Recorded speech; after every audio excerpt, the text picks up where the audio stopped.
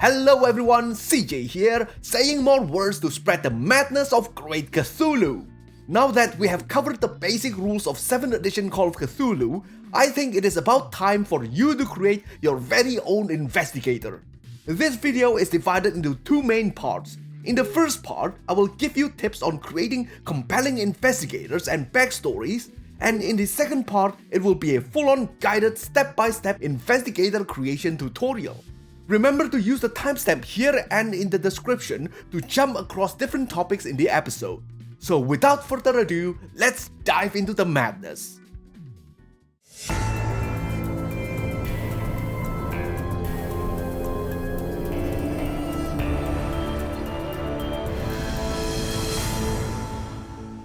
Before you start creating your very own investigator, let's ask a very important question. Should you create one? Well, you can! Okay, that's a non-answer, but really, nothing should stop you from stockpiling a stack of investigators that you may or may not ever get to play anyway. But if you want to save some time, just ask the keeper. Because many one-off scenarios like the Soviet Russia themed Cold Harvest need purpose-built investigators. That's why these scenarios have pre-created investigators. Players can just use these or just modify them slightly to stay within theme. But if your keeper doesn't mind doing some extra work to weave your American oil baron character into the story, then by all means, create one. But you would usually have to create your own investigators when playing in a campaign. The thing about Call of Cthulhu is that it is often brutal and always dangerous. Coincidentally, we feeble humans are evolutionarily predisposed to avoid danger. But if everyone around the table plays cowardly characters, then there would be no adventure at all. Everyone would just stay in a room waiting for everything to die down, including themselves. What is the fun in that? Tabletop role-playing game is not supposed to be a solitary endeavor. It is not solely up to the game master or keeper to create a fun experience. Players should meet the GM halfway. They should aim to create characters that can entertain other players too. For a Call of Cthulhu campaign, investigators should also have strong enough conviction or important enough goals to face the hazards and horrors before them. For example, Phineas came into contact with Mythos horrors during the First Great War. Almost his whole company was killed, and through teamwork with some trustworthy friends, he was able to expose the cult leader and kill him. However, he was unable to eradicate all the cult members and had to build his resources to fight them again when they eventually resurface. Vengeance can be a pretty solid driving force, but you should try to avoid having a campaign that's made up of a collection of single-player stories. Lucille was raised by his uncle Phineas. She could not remember anything about her early life, but she shares his mission to investigate these mythos-related mysteries. Deep down, she felt that she may be able to uncover the truth of her origin if she were to reach the bottom of these mysteries. At the same time, she had an inexplicable feeling that her time is limited. So that's why she is hyper-proactive. Not every investigator's life needs to be so heavily intertwined though. Most investigators are completely unrelated to Mythos horrors, but along the way, they develop a new motivation to continue investigating. Players can help coming up with reasons for their investigators to stay in the campaign. Otherwise, they should retire their investigator or give them a break and play a new investigator until they return with new motivation. Secret goals or even conflicting agendas are popular conventions in Call of Cthulhu. Lots of keepers use it, but don't make it too diametrically opposed to other investigators, because this may quickly turn into a prisoner's dilemma. Prisoner's dilemma is a game theory situation where the optimal strategy is to always betray the other player. Grand betrayals are fine, and can make great stories to tell if you are playing in one-off games, but you should take great care implementing this in campaigns. Otherwise, everyone would be on their toes, being too wary of each other to progress the campaign story. Create some common goals for them to continue investigating and stay together. Maybe they need to find the final hideout of the cultists to obliterate them, or perhaps to cast a powerful spell. Okay, enough chit-chat. Let's do some investigator building, shall we? There are two main investigator creation methods in Call of Cthulhu: the simplified quickfire method and the standard method. As the name suggests, Quickfire method is fast and lets you create a character easily. The standard method is best for min-maxing, so it would be Lucille's thing, and both methods follow the same 5-step process. First, determine occupation, then characteristics generation, followed by applying age modifier, calculate secondary attributes, and allocate skills.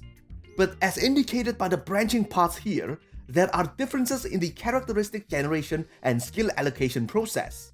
This is a build-along video, so I'm going to run you through the methods step by step.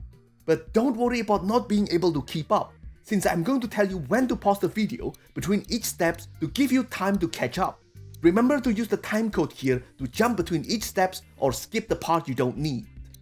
By the way, I'm using the Investigator sheet from Chaosium's main download page. Depending on where you get your Investigator sheet, the layout might be slightly different, so be wary of small differences. Anyway, let's get on with it. First thing first, decide on your investigator's occupation. Conceptualize what you want them to do in the campaign. They can be a sailor, soldier, or whatever. Then pick 8 skills related to that occupation. Usually, I as the keeper would discuss with the players and agree on relevant skills. But if I just want to save some time, I just get them to use the occupational templates in the rulebook and investigator's handbook. But you don't have to follow the templates completely. Talk to the keeper. He or she should give you advice on character building. The investigator can have some redundant skills for flavor, but if you are going to play in a campaign where a lot of your skills aren't going to be used, then I may just tell you to swap some of your useless skills for more relevant ones. When I built Rosalind, I felt that the antiquarian skills doesn't really reflect the concept I had for her in my mind. So I will just keep the appraise and library use skill and pick other skills that I think are relevant to her occupation. Lucille, on the other hand, is young, rich, and has plenty of time to waste on her quirky pursuits. So she is a dilettante. Like Rosalind, I am also swapping some of her skills. I am not making this up, by the way. This is character creation as intended in the rulebook. Call of Cthulhu has a very flexible character creation system, but don't be too hasty to swap in some combat skills, because you still have the chance to increase your other skills as your personal skills. Next, set the occupation's credit rating range. You don't have to think too hard about this. I use the template range most of the time. This is to indicate how much wealth is reasonable for someone in that occupation to have. As Batman had shown us, being rich can be a superpower, but you still have to spend your skill points to increase it. If you are using the standard creation method, you will also need to decide on the formula for the occupation's skill points. The formula for dilettante skills, for example, is education times 2 plus appearance times 2. So it would be a good idea for Lucille to increase those characteristics if she wants to be adept at her supposed occupation.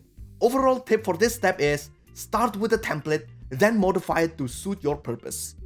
We will move on to quickfire characteristics generation next. You can pause the video here if you need time to catch up. Quickfire characteristic generation method. I'm going to show you how I built Rosalind using this method. It is really simple. All you need to do is to allocate this array of 8 numbers to her characteristics.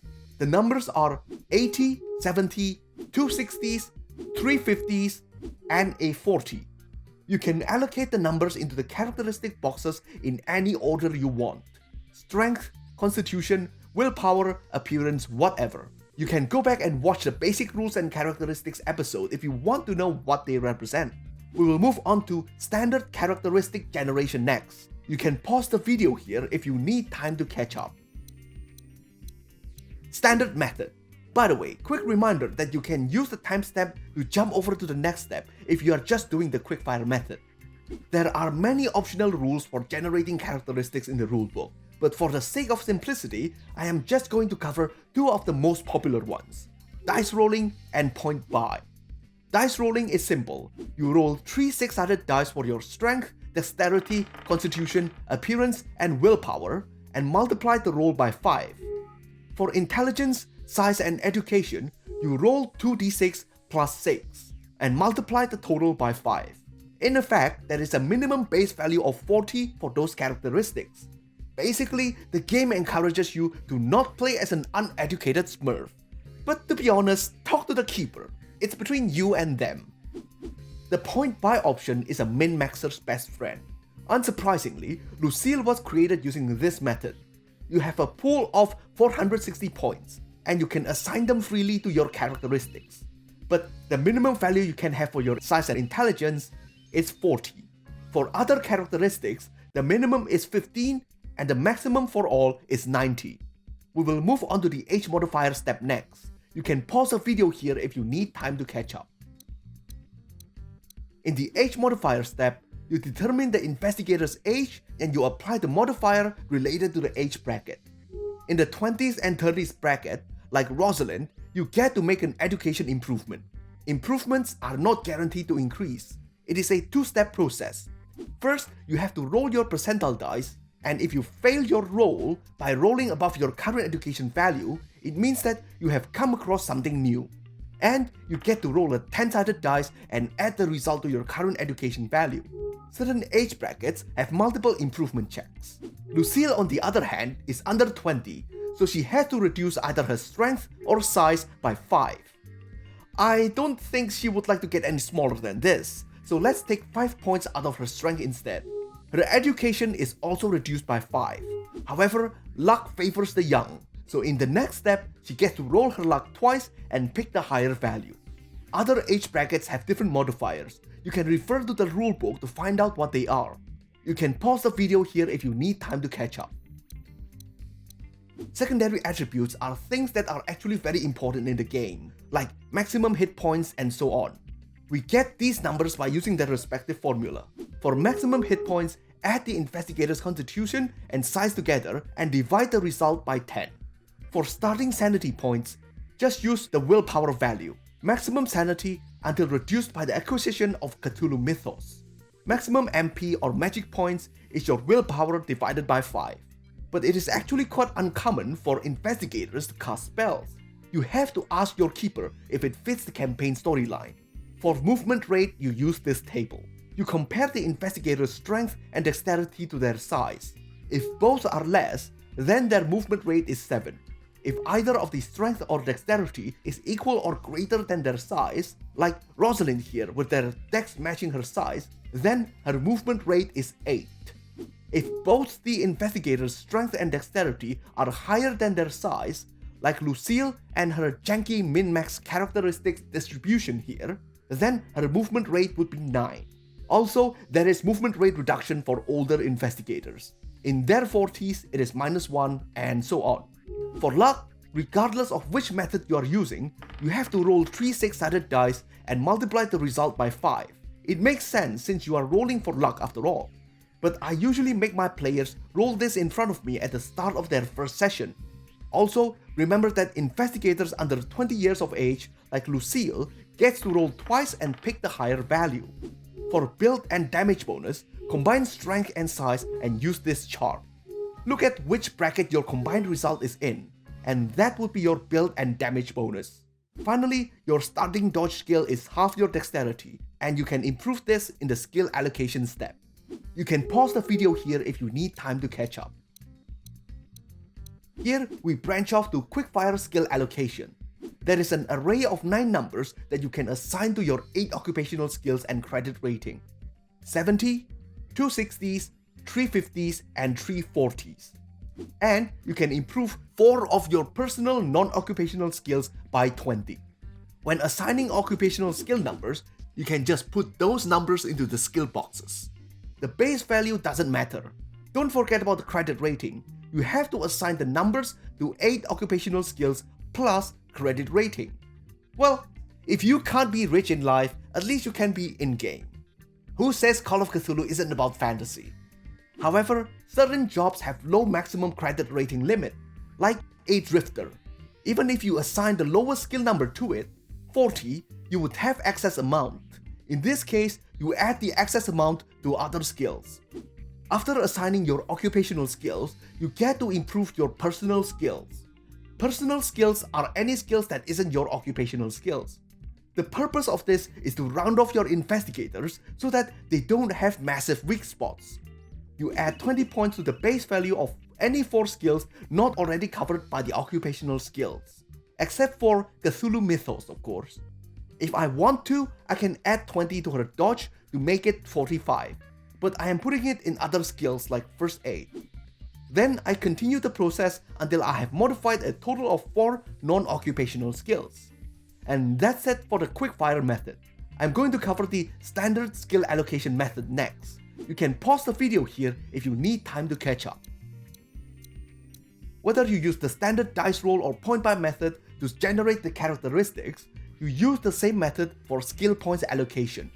First, you calculate your occupational skill points by using the respective occupation formula.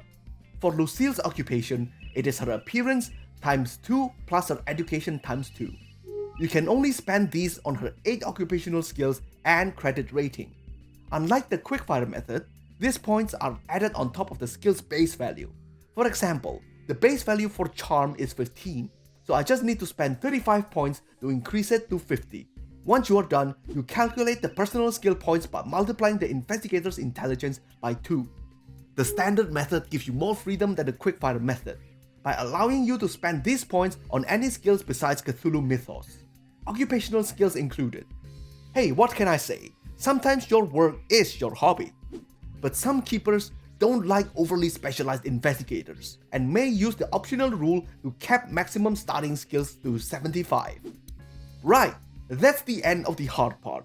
Now you just have to think of the character's backstory.